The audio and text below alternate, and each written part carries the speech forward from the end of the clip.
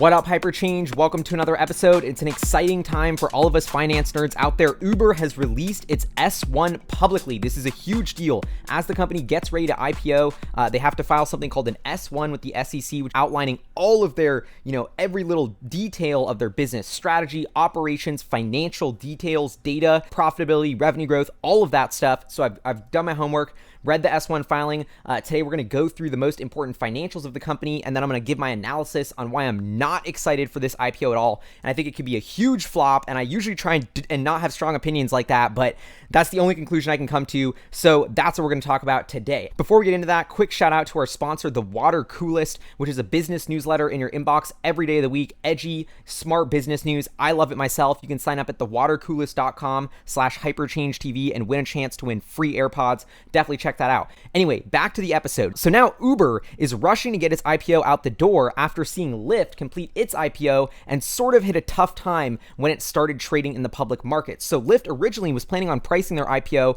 at around $60 to $62 per share when we first heard about it. Leading into the IPO, they had all of this build up and eventually didn't price the IPO to around $70 or $72. Then when it opened trading, it actually opened trading at $78 per share. Not only was it at a higher price, but they increased the amount of shares offering. So it seemed like demand for the Lyft IPO was super, super strong, but we all know what's happened since then. Lyft has gone from, $78 a share since it opened to falling down to where it's trading today in the 50s per share, almost a 20 or 30% haircut in the stock. This is pressuring the valuation of ride-sharing companies across the board, and I believe is a huge catalyst for Uber to rush and get their IPO out the door. So now let's get into the fun part, which is checking out Uber's financials.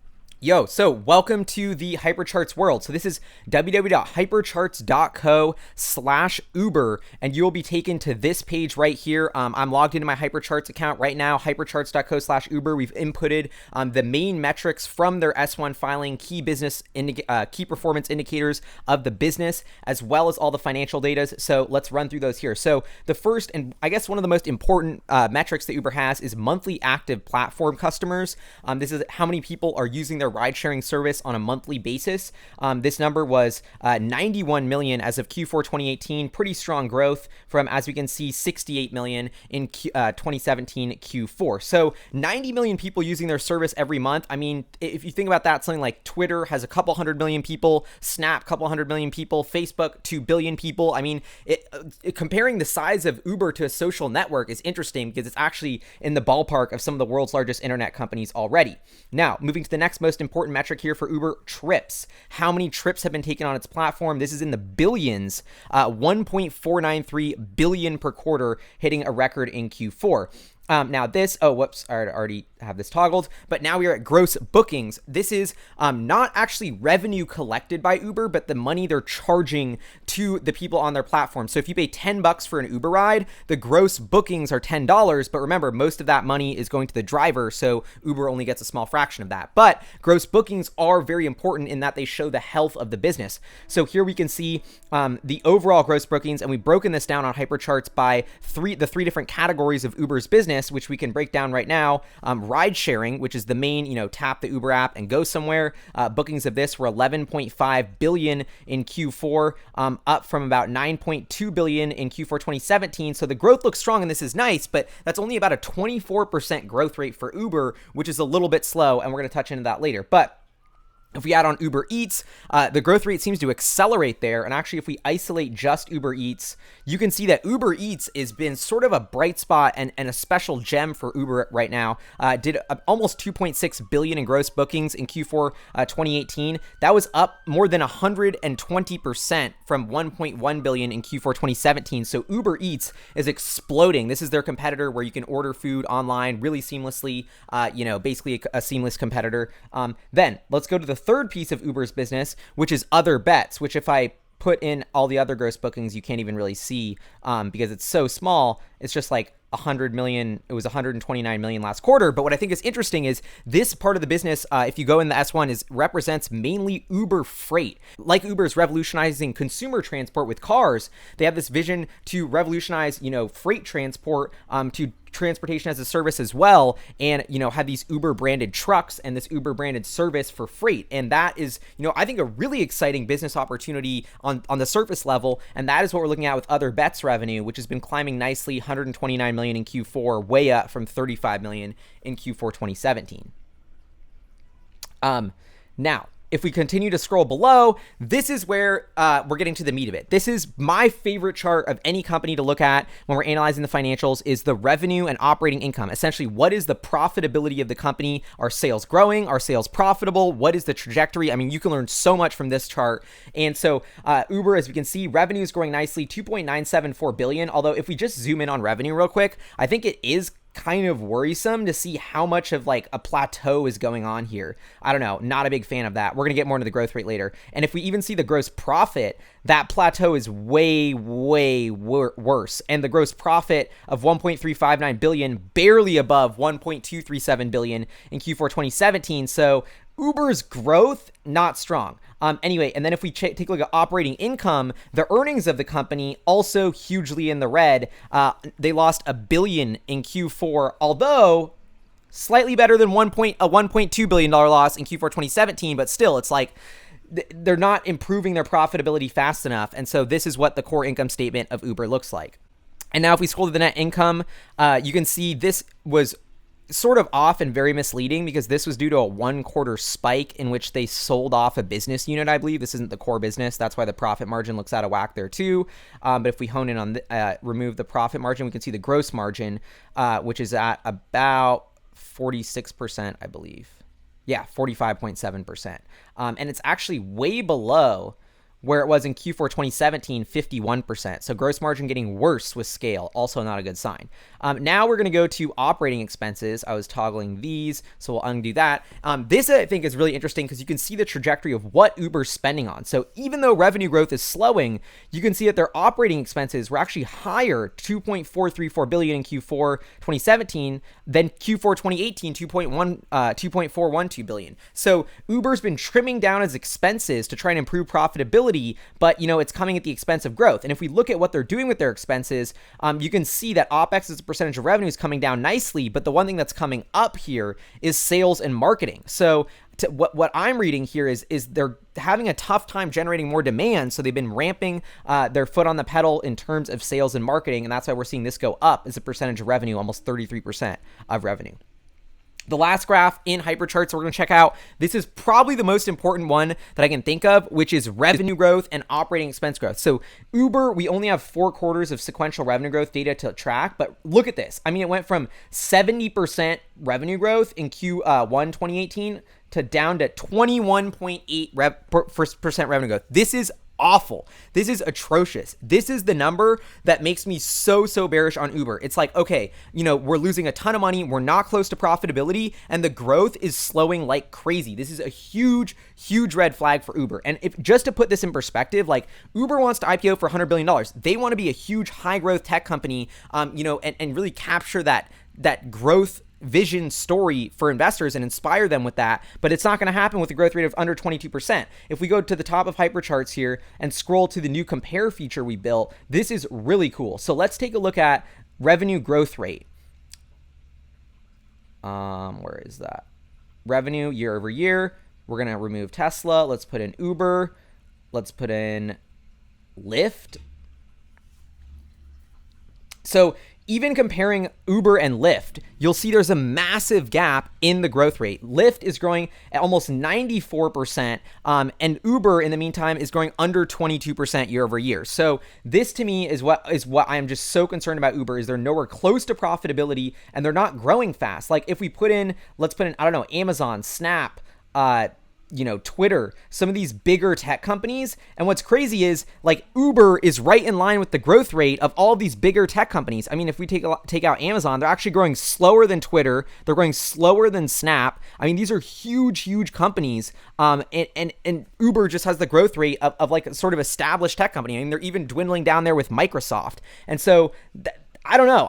I mean, just for fun to look at Tesla, Tesla's growth rate very lumpy, but even compared to Uber, it's trouncing Uber. And Tesla trades at like 1 or 2 times sales. Uber is trying to IPO for around 9 or 10 times sales. This to me is ridiculous. And if we go take a look at Uber's valuation on, the annual financials, just to get a sense of, how the market is thinking about this, Uber did about 11.3 billion in revenue, lost about 3 billion in operating income, did about 5.6 billion in gross profit in 2018. And remember, they're growing revenue at 22% in Q4. And so that is the summary of Hypercharts. The gist of my analysis here is that Uber is, I think on one hand has incredible potential as this consumer product, leading the shift from us buying cars into transportation as a service. I think that is huge potential, and I'm really excited about the opportunity and disruption there, and think there's a lot of big businesses to be built in this disruption of mobility and transport. But is it Uber? Is it Lyft? I'm thinking, these companies are really a symptom of the VC sub-zero interest rate environment we're in right now. Uber and Lyft are being subsidized by Silicon Valley VCs, and they're literally selling you $1 for 70 cents. And, and a ride that's costing them $15 to do, they're selling you for $11. So of course no one can compete. Of course it's a good deal. Of course they're getting huge market share. And the question is now, at what point does that customer acquisition become way too unprofitable? Is the market way too oversaturated? And it looks like we may be way past that point. My interpretation of these companies, Uber and Lyft, with operating margins in the -30 and -40% range, is they need to significantly get leaner to even have a shot at profitability. I mean, they really, as much as they want to focus on the drivers and have this, sort of play down the disruption of self-driving, these companies need to be leaders in self-driving technology, or they will not be profitable, or they will not live up to their valuation. Uber wants to IPO for originally it was $120 billion market cap, but then because Lyft's crashing, it's $100 billion market cap. They just did $11.3 billion in sales this year, but they're losing $3 billion on that. They're only growing, their growth rate's diminishing to 2%. I mean, unless the growth rate picks back up, I don't think Uber should be valued more than 3 to 4 times sales with these horrible margins. And at that price, you're looking at a $50 billion market cap. So in my fair estimate of Uber's value, I wouldn't pay a drop over 50 billion for this company. I think there's a lot of excitement in Uber Eats, a lot of excitement in ride sharing, a lot of excitement in Uber Freight, but none of it is getting them closer to profitability. And if they were really firing on all cylinders, if this was really disruptive and there was really something there that Uber had to protect, I think its growth rate would be a lot bigger than 22%. And so watching the growth rate slow down, watching them not make money, watching them rush to get the IPO out the door after Lyft, who's 1/5 their size, did, and that's having them freak out about their valuation, it just seems like Uber is in a very, very weak position. And this to me is almost a vanguard for this entire era we've been in, where companies with zero profits are able to flourish and are valued at tens of billions of dollars with zero checks in the private market and just keep raising capital at higher, higher valuations. And now Uber, the poster child of this zero interest rate unicorn Silicon Valley VC bubble, is now IPOing. And what is happening? It is crumbling. Everything's hitting the fan because public market investors aren't buying the crap. They're way more, I think, just way more picky and astute than these fat VCs who don't care and are just looking to raise money for the next round and pump the valuation up. When these companies like Uber and Lyft hit the public market, like we've seen with Tesla, shareholders ask hard questions. You got to report your financials every quarter. There's a lot of scrutiny that comes along with that. And Lyft, we're seeing their stock crash. I think this bodes really poorly for Uber. And even the valuation I'm seeing of $100 billion for Uber just seems absurd to me. Unless this growth rate picks back up to 30%, unless they start immediately and drastically improving their operating margins, there's no way this thing should be trading at 7 or 8 times sales. I'm sorry. So I'm a skeptic of this IPO. I think it's going to be botched. I think it's a symbol of the entire sort of bubble era we're in right now. And, frankly, I was pumped about the disruption of Uber and Lyft before seeing their S1s, but after reading their S1s and looking under the hood at these businesses, I'm like, what the hell are they doing? What is their plan to make money? It looks like they just don't have one. And so, anyway, that is what it is. We'll see what happens. But a last note on Uber, which you may be saying well, what if all of this, they build up this huge moat, this huge network, and they are the first to be an autonomous company? Won't that have them be disruptive? Couldn't that justify a multi-$100 billion valuation? Yes, but here's the reason why I don't think Uber will win. Their biggest competitive here, maybe I'm biased, is Tesla. But I think Tesla has a granularity of data that Uber will never be able to match. Think about it. Uber has a ton of data on where you're going, when you're going, all of that stuff. But the actual driving data, the granularity of the exact degrees you've turned the steering wheel, the exact amount you pressed on the pedal, the exact amount you pressed on the brake, the exact amount you're changing lanes, when you put up your turn signal, like everything in the Tesla car is controlled and logged by software. This is a granularity of data of Tesla watching how drivers drive and learning from it that Uber just cannot even remotely compete with. Like, they know on the GPS where your car is, but they're not getting any granular data from that car because that car is an old ICE vehicle. It's not, you know, an Uber built OEM. Uber's not an OEM building EVs that owns that actual hardware and is getting the data from that hardware.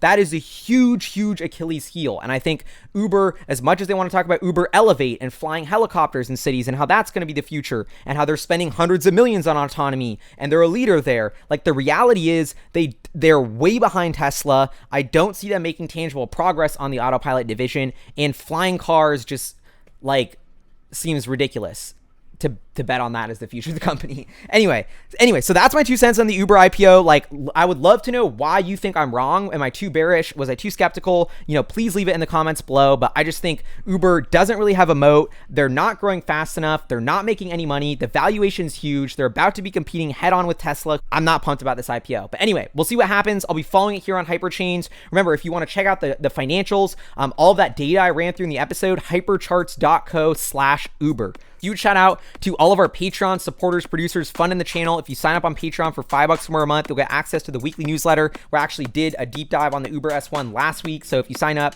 I'll send you a copy of that. Anyway, thank you so much for tuning in. See you guys next time. Peace.